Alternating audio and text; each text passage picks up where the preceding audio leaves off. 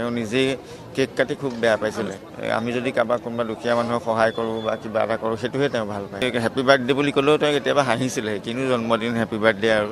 এইটো মোৰ ভাগ্য আছিলে যে মই এজন ভগৱানৰ লগত 36টা বছৰ কটালোঁ।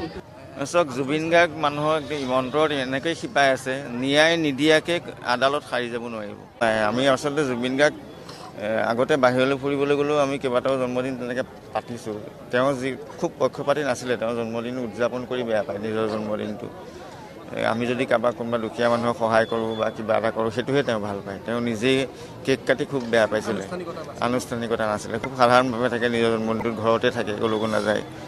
আৰু আমি গ'লেও সেই খুব সাধাৰণভাৱে এটা অনুষ্ঠান থাকে, মানে খোৱা বোৱা অনুষ্ঠানো বৰ জাকজমকতা নহয়, যেনে সাধাৰণভাৱে যেনেকৈ ঘৰত তেওঁলোকে ভাত খায় তেনেকুৱা ধৰণে আমি ভাত এসাঁজ খাই আহোঁ বা তেওঁক অকণমান লগ পাই আহোঁ জন্মদিন উপলক্ষে।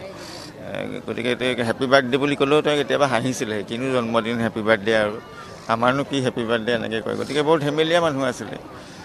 আৰু সেই জ্ঞানী মানুহজন সেই সংস্কৃতিৰ ভাণ্ডাৰ থকা, যাৰ গাত সংস্কৃতিৰ ভাণ্ডাৰ আছিলে, যাৰ গাত ভগৱান শিৱ বহি আছিলে, এই মানুহজন দৈহিকভাৱে নাই। কিন্তু অসমৰ মানুহৰ মাজত, মানুহৰ আত্মাৰ মাজত, মানুহৰ হৃদয়ত তেওঁ যুগ যুগ ধৰি জীয়াই থাকিব, তেওঁ কৰ্মৰাজি জীয়াই থাকিব। মুদ্ৰাটো ৰিপিটি আচলতে নহয়, কিন্তু মই তেওঁৰ লগত সংগত কৰিছিলোঁ। এইটো মোৰ ভাগ্য আছিলে যে মই এজন ভগৱানৰ লগত 36টা বছৰ কটালোঁ, 36টা বছৰ থাকিলোঁ। আৰু চবতকৈ ডাঙৰ কথা, তেওঁ খুব মৰম কৰিছিলে সকলোকে, মোক বুলি নহয়, তেওঁ মানুহক মৰম কৰাৰ তেওঁৰ যিটো মানে গুণ, সেইটো ভাবিব নোৱাৰে, সেইটো চব মানুহৰ গাতে নাথাকে।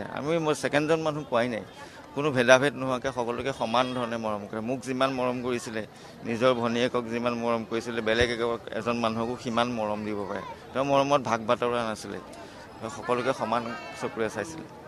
চাওক, জুবিন গাৰ্গ মানুহক অন্তৰত এনেকৈ শিপাই আছে, ন্যায় নিদিয়াকৈ আদালত সাৰি যাব নোৱাৰিব। জুবিন গাৰ্গৰ পক্ষত এটা সুবিচাৰ হ'বই। আৰু মই ভাবিছোঁ যদি আদালতে উচিত ন্যায় দিব নোৱাৰে বা মানুহে ভাল পাব পৰাকৈ এটা ন্যায় ব্যৱস্থা নহয় বা জুবিন গাৰ্গৰ ষড়যন্ত্ৰ ধৰা নপৰে, তেতিয়াহ'লে মানুহ চাগে ৰাস্তাত ওলাই আহিব ভাবিছোঁ।